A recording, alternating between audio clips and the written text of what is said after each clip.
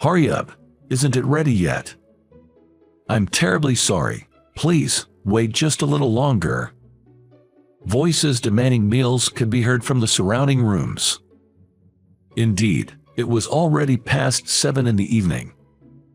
What on earth was going on? Then, the female hotel manager came to our private room as well and offered her apologies. Apparently, all the chefs had suddenly been poached by a major hotel, leaving only one apprentice chef to prepare the meals. It was impossible for a single apprentice chef to prepare a large amount of food. Then, my wife put her hand on my shoulder and gave me a signal. I stood up and headed to the kitchen. Little did I know at that moment, this decision would change the course of my life. My name is John Miller, 31 years old. I was just an ordinary guy, born to a chef father and a homemaker mother.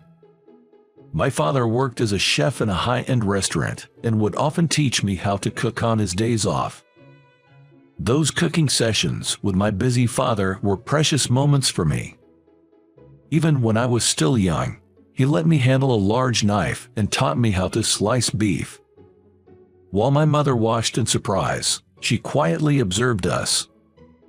My parents were supportive, letting me try anything I wanted without any objections. Eventually, my dream became to be a chef like my father. Knowing my dream, my father was as happy as if it were his own, teaching me various dishes almost every day. Watching us, my mother would always smile gently. And John, you can become a wonderful chef, was always my mother's favorite thing to say. I loved my parents dearly. But the happiness didn't last. Suddenly, my high school received a call. My teacher urgently told me to go home. Wondering what had happened, I rushed home. I found my father in tears inside the house, and my mother was lying on the bed. My mother was already cold to the touch. It seemed to be a sudden heart attack. I called my mother's name over and over, but there was no response. After that day, my father threw himself even more into his work, and we talked less and less. I think he was also feeling the loneliness of my mother's sudden absence. And I began to feel like my own life didn't matter anymore. No matter how tough the days were, my father was not around because of work. My heart was broken by the loneliness of not having my mother around. After graduating high school, I didn't go to culinary school to become a chef but started working instead. Thanks to a recommendation from my high school, I landed a job at an international 5-star hotel. Getting such a wonderful job right out of high school was almost like a miracle. However, when I informed my father about my job offer, he just nodded sadly. He must have felt lonely at the thought of his only family member moving out. I left home when I got the job. It was too painful to continue living in a house filled with memories of my mother. When I was leaving, my father gave me a knife with my name engraved on it. I had planned to give this to you when you moved out.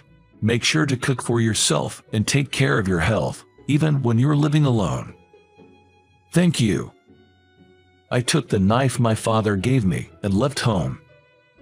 With a heavy heart and complex feelings, I headed to my new place, carrying my substantial luggage. Working at the International 5-star hotel was exciting and enjoyable. It was fulfilling, and I even aspired to make a name for myself there. And then, one day, after such days had continued for 10 years, I received a call from my father. I'm going to have surgery, so I need you to sign a consent form. I turned pale. My father, having surgery. What was going on? I rushed to the hospital. In the hospital room bed, my father was lying down. Seeing my father for the first time in a while, I found he had aged considerably and looked like an elderly man. Although my father's surgery wasn't life-threatening, I decided then that I wanted to work close to him. So, I quit my hotel job of 10 years. My father looked at me with regret, but it couldn't be helped. I decided to switch jobs to a major hotel nearby. I was hired as a full-time janitor at the major hotel. I was relieved to have found re-employment. However, the job was harder than I had imagined. I was responsible for ensuring that the guests didn't experience any discomfort, meticulously cleaning the entrance, guest rooms, and more. I sweep carefully with a broom, then go over it with a vacuum cleaner. After that, I polish the floor meticulously with a cloth. I had never cleaned my own house this thoroughly. It was then that I truly understood how demanding it is to earn money. It was Ashley, a fellow new employee, who spoke to me at that time. "Are you a new employee too? Cleaning is tough, isn't it?" Ashley had her long hair tied back and her large eyes sparkled. "I'm a new employee as well. Yeah, we have to clean even the smallest details." As Ashley and I complained, we continued our cleaning. Then, a loud voice echoed across the floor. "Hey, you two, cut the chatter. John, your cleaning is too sloppy." "Yes, I'm sorry." It was Mason, the person in charge of training new employees. Mason was a man about a decade older than me. He had taken a particular dislike to me, claiming I was the worst performer among the new employees. "Do you even have any motivation? I'll straighten out your attitude." From then on, Mason's treatment of me worsened. He would deliberately mess up the rooms I had cleaned or make me clean the same area over and over again. "Hey, incompetent, redo this area." "But I just cleaned it a moment ago." "What? Talking back to me?" Mason always approached me with a domineering attitude. But as a new employee, I couldn't muster a response. Days like these continued, and I was exhausted both mentally and physically, but there was a silver lining. It was that Ashley and I started dating. As fellow newcomers, we naturally had a lot to talk about. Our tastes in food and TV programs were identical, so it was only natural that we ended up together. After we started dating, I became more positive about things. I think it's because Ashley's positivity contagiously affected me in a good way. And after a while, Ashley and I decided to get married. Turns out, Ashley was pregnant with my child. Ashley couldn't continue working due to her condition, so she decided to quit her job. She didn't want to leave her job, as she was proud of her work and enjoyed it, but it couldn't be helped. In response, I decided to work even harder.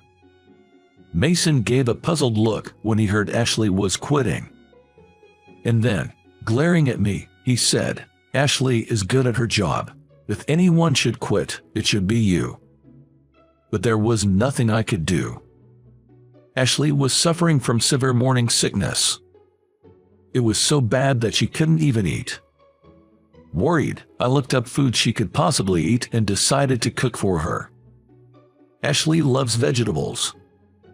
I thought I'd make a dish that highlighted the flavors of the vegetables to make it easier for her to eat. As I was thinking about this, I busied myself with cooking. Before I knew it, the meal was ready and placed on the table. Ashley's eyes lit up. "John, that's amazing. You're even more skilled than I am. I'm impressed." She started eating right away. She ate it as if it was delicious. Despite saying she couldn't eat because of the morning sickness, she finished everything quickly, which made me happy. Then, with a curious look, Ashley asked me, "How come you're so good at cooking, John? You're way better than me." I realized I hadn't told Ashley about this and decided to share.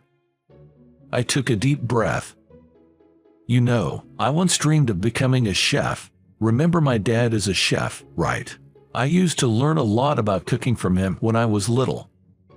Hearing this, Ashley nodded. She seemed satisfied with my explanation for being good at cooking.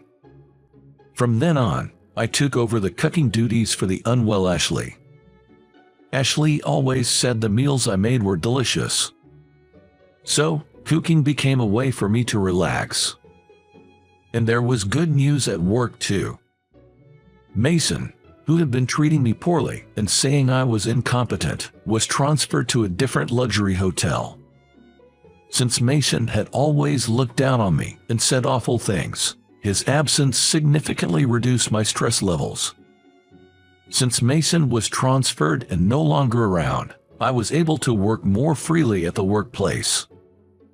And then 6 months passed. I was at the hospital where Ashley was admitted. Today, I was finally going to become a father. Ashley was in the delivery room, and I was anxiously waiting for our baby's birth. I hoped for the health of both mother and child. That's what I prayed for as I waited. Then the moment came. I could hear the cries of a baby from the delivery room. And the midwife came to me, holding the baby. "It's a girl. Congratulations." I received the baby from the midwife and held her in my arms. The tiny, soft baby was wide-eyed, looking around. I felt she resembled me in some way. So, I'm a father now. "Hello there, I'm your daddy." I spoke to the baby. She stared back at me intently. So adorable. While I was admiring the baby, a familiar voice reached my ears. "John, congratulations." It was my dad's voice. I turned around immediately. And there he was, standing. "Dad, what are you doing here?" Ashley told me. When Ashley and I decided to get married, I had only informed my dad about the marriage, but he hadn't met Ashley yet. That was because he was busy with work, and we didn't have the chance to meet up. I didn't want to interrupt my dad's work. However, Ashley had secretly informed my dad about the birth without telling me. I was touched by Ashley's thoughtfulness. My father looked lovingly at the baby, as grandchild, squinting his eyes. "She's adorable. She looks just like you when you were a baby. May I hold her?" I handed my daughter to my father. Tears streamed down his face as he held her. I was happy to see this. After a while, Ashley came out of the delivery room in a wheelchair. Seeing my father and me together, she smiled. I rushed to Ashley's side. I had something important to tell her. "Ashley, thank you for our beautiful baby, and for letting my father know." I looked into Ashley's eyes and expressed my heartfelt gratitude. Tears naturally rolled down my cheeks. Ashley, wiping away my tears, laughed and said, "Oh, look at you, the crybaby dad." My father laughed too, standing beside us. My father named our daughter Emily. That was Ashley's earnest wish.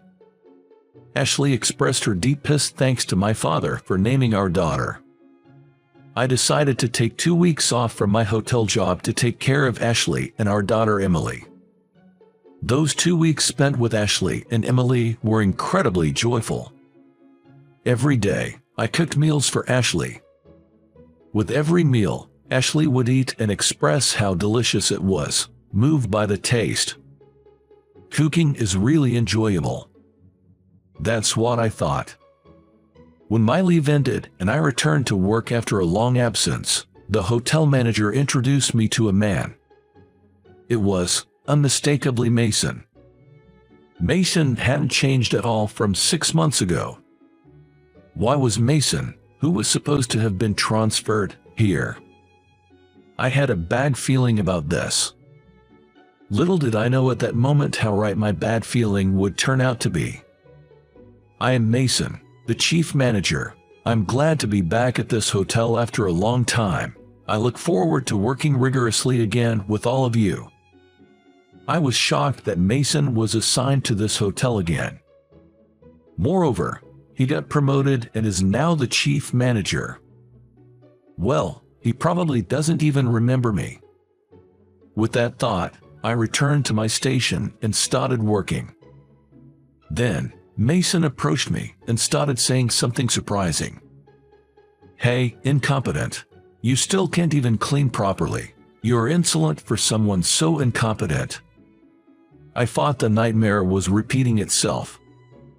I hadn't imagined that Mason would remember me and call me incompetent again. I looked down and simply said, "I'm sorry." Mason snorted with laughter and said, "A useless person is no good at anything," before walking away from me. I was seething inside, but I knew there was no point in defying Mason. It was better to keep quiet for my own sake. I sighed as I made my way home. I was completely exhausted. The next day at work, Mason was already waiting for me. "You're late. Clean every corner of this floor. We have important guests coming today." Mason seemed more on edge than usual. "A 5-star chef is coming to our hotel." My colleague whispered the information in my ear. "Really? What is a chef from a 5-star hotel coming here?" As I wondered, my colleague whispered again, "He's planning to recruit new chefs, aiming to poach a few from renowned 5-star hotels." Poaching, huh? Well, it has nothing to do with me. I followed Mason's orders and cleaned every corner of the floor with my colleagues. I intended to be careful to ensure not even a speck of dust was left on the handrails or shelves. However, Mason, looking irritated, approached me. "Can't you even do a simple cleaning job? There's still dust left. We're running out of time. Hurry up." That couldn't be. I had cleaned thoroughly just before, but irritated, I started cleaning again. Then, voices came from the hotel's entrance. Glancing over, I saw famous chefs, the kind you'd see on TV or in magazines, talking with Mason. One of the chefs glanced my way, and I instinctively looked down to avoid eye contact. Then, Mason and the chefs headed towards the hotel's kitchen. I've heard that hotels are struggling with their finances due to rising costs. Therefore, to become even slightly more popular than other hotels, differentiation from the rest is essential. Our hotel must be trying to differentiate itself through its restaurant. I thought about the hotel's management troubles as if it were someone else's problem. And again on this day, when I came home exhausted, my father was somehow at home for some reason. And Ashley was grinning. "What's going on?" Seeing the two of them like that gave me the creeps. Then Ashley leaned in and asked, "Do you know what day it is today?" My mind was filled with question marks. "Today is, oh right." I hesitantly opened my mouth. "Today is our wedding anniversary. I'm really sorry I forgot." Ashley laughed at my apologetic tone. "It's okay, you've been busy with work. You've been so exhausted lately. It doesn't feel like an anniversary." Ashley had been paying close attention to me and was worried. "Let's go to that traditional, well-established hotel restaurant you've always wanted to try. I've asked your dad to look after Emily for today." Ashley showed me the dinner tickets she had. They were from Dylan, a friend from the days when I worked at a 5-star hotel. I had always wanted to go, but we never found a time due to our busy schedules. But I wondered, could my father really take care of Emily by himself? I started to worry. Sensing my concern, my father said, "I've taken care of you when you were a baby, hadn't I? Go out and enjoy yourselves for a change," he said with a smile. Taking my father's words to heart, Ashley and I decided to go. "Thanks, Dad. We'll be off then." Ashley and I left the house hand in hand. It had been a long time since we went out just the two of us. It's been a year since we got married. Time flies. I felt truly fortunate to have married Ashley. With a deep sense of happiness, we entered the traditional hotel's restaurant. The atmosphere was different from the luxury hotel where I worked, and the building was full of charm with a well-established feel. Upon showing our dinner tickets at the reception, we were led to a beautiful private room with a view of the garden. It seemed all seating in this restaurant was private, befitting an established hotel. Ashley and I were in awe of the room's opulence. After a while, Dylan came to greet us. Dylan was still as handsome as ever. "John, it's been a while. Thanks for coming to our hotel. Make yourselves comfortable." "Thanks. We're looking forward to the meal." Dylan left with a smile. This traditional hotel was run by Dylan's parents before he took over. Its cuisine is renowned, even featured in the Michelin Guide. Dylan was always hard-working, even during his time at the five-star hotel. The hotel's popularity is undoubtedly due to Dylan's efforts. We couldn't wait to see what dishes would be served. Ashley and I couldn't wait. We were so excited. But no matter how long we waited, there was no sign of our meal arriving. I glanced at the clock. It was already past 7 in the evening. Understanding it was a busy hour, Ashley and I patiently waited. Then, we heard a familiar voice from the next private room. "This is taking forever. Are the chefs asleep in the kitchen?" This voice, it was Mason. I held my head in my hands. I didn't want to spend this wonderful time, even in a private room, next to Mason. Ashley looked at me worriedly as I held my head in my hands. Reluctantly, I explained the situation about Mason to her. Ashley then said, "Let's ignore him," and held my hand reassuringly. My heart gradually calmed down. But then, Mason's voice was heard again. "Hurry up, isn't it ready yet?" "Very sorry, it'll just be a little longer, please." Not just from Mason, but we started hearing impatient calls for food from other rooms as well. It had been over an hour since Ashley and I began waiting for our meal. What was going on? As I was pondering this, Dylan came over. All our chefs were poached by a major hotel chain. Only an apprentice is left in the kitchen. This could be the end for our traditional hotel. "John, please help us." Dylan was at a loss. Then Ashley placed her hand on my shoulder and said, "John, I think you're the only one who can help." Looking at Ashley in surprise, she met my gaze with determination. "I know everything, John. It's your time to shine." So, Ashley knew all along. Then there's no need to hide it anymore. I stood up. "Dylan, lead me to the kitchen." I rushed to the kitchen. In the kitchen, a young apprentice chef was frantically cooking alone. Dylan handed me an apron. I quickly washed my hands and put on the apron. Looking at the ingredients laid out, I immediately started cooking. The apprentice chef followed my instructions perfectly. Watching my technique, Dylan muttered, "That's the John I know." In no time, several dishes were ready, and the staff began delivering them to the private rooms. Soon after, sounds of amazement came from the rooms. "Wow, this is delicious."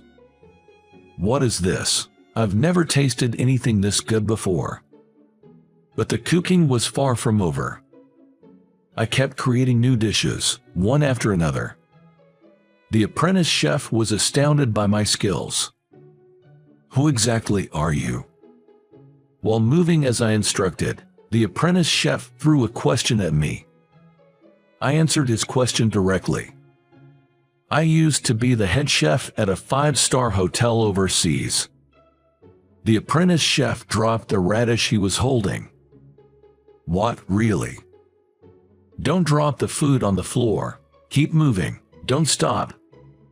"Yes, sir." Indeed, my previous job was as the head chef at an overseas five-star hotel. I started working at a 5-star hotel right after high school. Initially, I was part of the wait staff, but one day, while preparing staff meals, Mike, the head chef at the time, saw potential in me as a chef. Probably because my father had taught me how to cook when I was young. After several years as an apprentice, I was appointed head chef at an overseas 5-star hotel. Honestly, I was surprised to become the head chef, something I had never imagined, but seeing people moved by my cooking made me happy. However, I was worried about leaving my father alone in America since I was working overseas. To me, my father was just as important as cooking. I could continue cooking even if not at a 5-star hotel. Reluctantly, I resigned from the head chef position. I had never told Ashley about my background. It wasn't that I was hiding it, it was just hard to bring up. When I later asked how she knew about my past as a head chef, she said my father had told her. That made sense to me. While reminiscing about the past, I continued to cook relentlessly with the apprentice chef. Now only the dessert remained. Today's dessert was a chocolate mousse. I plated the already prepared mousse and started decorating it. It had been a while since I used luxurious plates for plating. It seems my skills hadn't dulled. I decorated a chocolate mousse as if it were a piece of art. Dylan and the apprentice chef watched me decorate, moved by the sight. The beautifully decorated mousse was carried by the staff to the private rooms where guests were waiting. All the dishes were successfully completed. Dylan, who had watched me cook, and the apprentice chef, who had assisted me, applauded. I showed respect to the two of them. I was exhausted from preparing a full course after such a long time. Dylan, with tears in his eyes, said, "John, you really saved us today. Thank you." I was glad to have been of help to Dylan. It was a brief moment, but I enjoyed cooking for the guests again. I was actually thankful to Dylan for giving me this valuable experience. I took off my apron and was about to return to the room where Ashley was waiting. But a staff member approached me with a worried expression. In a flurry, he said, "A guest has requested to meet the chef who prepared today's meal." Indeed, I was the one who prepared the meal today, but I'm not the official chef of this traditional hotel. It wouldn't be appropriate for someone like me to greet the guests. Then Dylan rushed over. "If you don't mind, John, could you greet the guests?" Dylan, who looked at me with pleading eyes, is one of my few friends. Thinking it would help Dylan, I decided I could at least make a greeting. I stood up. The staff member guided me to the private room where the guest had requested my presence. It was the room next to the one where Ashley and I had been. Could this room be? I had a bad feeling about this. "Excuse me."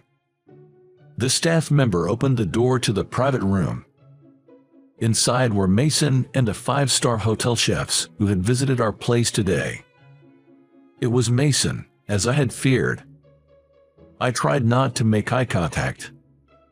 Mason, not realizing it was me, began to speak. "Your cooking was marvelous. Each dish was meticulously crafted, and all were exquisite. Would you consider becoming the exclusive chef at my hotel?" I was speechless, shocked by Mason's praise. I never imagined Mason would commend my cooking like this. Dylan, listening from behind, was also surprised. I looked down, unsure of how to respond. Then, suddenly, he leaned in to get a better look at my face. "You're John." Mason was wide-eyed with astonishment. "Why are you here? Did you make those dishes?" Hesitantly, in a soft voice, I said, "Due to various circumstances, I prepared those dishes," and Mason looked at me incredulously. "No way. How could someone as incompetent as you create such delicate dishes? Stop joking around." Mason's loud voice echoed throughout the private room. Then the five-star hotel chef sitting with Mason stared intently at my face. It seemed like he suddenly remembered something. "Aren't you John, the head chef?" The five-star chef looked at me with shining eyes. I still vividly remember. We had met when I was still the head chef at an overseas five-star hotel. Back then, he was an apprentice chef and assisted me. The five-star chef, now brimming with confidence, had a different demeanor back then. That's why I always encouraged him. Mason, puzzled by the revelation, asked the five-star hotel chef, "What's going on here?" Mason seemed to be in a state of panic. It's understandable. He couldn't easily believe that someone he thought was just an employee turned out to be a chef. Then, the chef from the five-star hotel explained to Mason that I had once been the head chef at a five-star hotel. Mason accidentally dropped a glass he was holding. Back then, your dishes were revolutionary in their deliciousness and became quite the talk. I'm truly thrilled to have tasted those dishes today. That's impossible. Mason seemed unwilling to believe that I, whom he had looked down upon, was a top-class chef. Then, the five-star hotel chef made a surprising offer. "John, meeting here must be fate. Won't you join me in cooking at the five-star hotel's restaurant again?" Me, cooking again. It was an incredibly flattering offer. I definitely wanted to cook again. However, I worried that becoming busy again might mean neglecting Ashley and my daughter. Then, Ashley, who had been listening to my conversation from the next private room, quietly emerged. She looked at me and whispered, "John, you never know when you'll get another chance like this. It's okay to think about yourself more than me." I made up my mind. I told the chef from the five-star hotel restaurant, "I'd love to, but there's a place that needs me more. I'm sorry." The five-star hotel chef nodded in disappointment. The position of head chef at a five-star hotel restaurant could be filled by someone other than me. But I felt that only I could be the chef this traditional hotel needed. Those present were astonished by my decision. But Ashley was smiling. "Dylan, I want to protect the cuisine of this hotel. Will you let me be the head chef?" Dylan was moved to tears by my words. "You, a distinguished chef, are willing to protect my hotel, even if it's not a five-star hotel." Dylan confirmed with me several times. But my mind was made up. After a while, I firmly quit my job as a cleaner at the luxury hotel. Then, I officially started working as the head chef at Dylan's hotel. From menu development to ingredient sourcing, I spared no effort in crafting top-quality dishes. Thanks to this, the hotel's restaurant quickly became extremely popular. That's not all. The hotel was fully booked. Eventually, we even started receiving media coverage, and before we knew it, we became a five-star hotel. It was some time after I started working as a chef at this hotel. I was about to leave work as usual when I encountered Mason waiting for me. Why was Mason here? I intended to ignore him, but he approached me. "Would you consider becoming a chef at my hotel? I'll offer you good terms. With your cooking, my hotel is sure to become very popular." I was surprised to see Mason, who had always looked down on me, now turning the tables as if nothing had happened. At the same time, I knew I definitely didn't want to work at a hotel with someone like him. I cannot work for someone who belittles and underestimates others. With that, I left the scene. Mason was left standing there, dumbfounded. And just like that, a year flew by. I continued to focus on developing new menus. Now, our hotel has become so popular that reservations are booked 3 years in advance.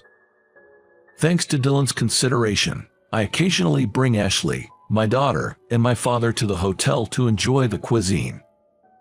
I hope to continue creating delicious dishes that both my family and our guests will appreciate.